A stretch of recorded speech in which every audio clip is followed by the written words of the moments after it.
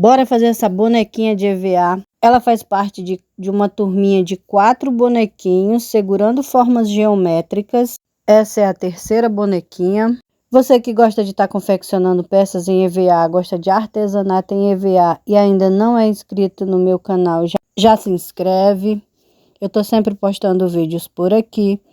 Tem alguns moldes que são pagos e outros gratuitos. Tem uma playlist aí com o nome Moldes Grátis. Tem muita coisa legal lá.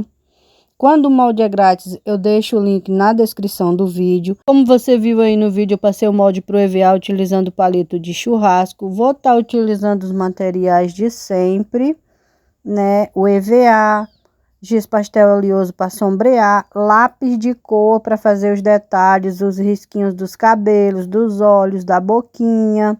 É lápis de cor comum, testes que você tem aí na sua casa, mas eu gosto muito de usar o Mega Soft da Atriz.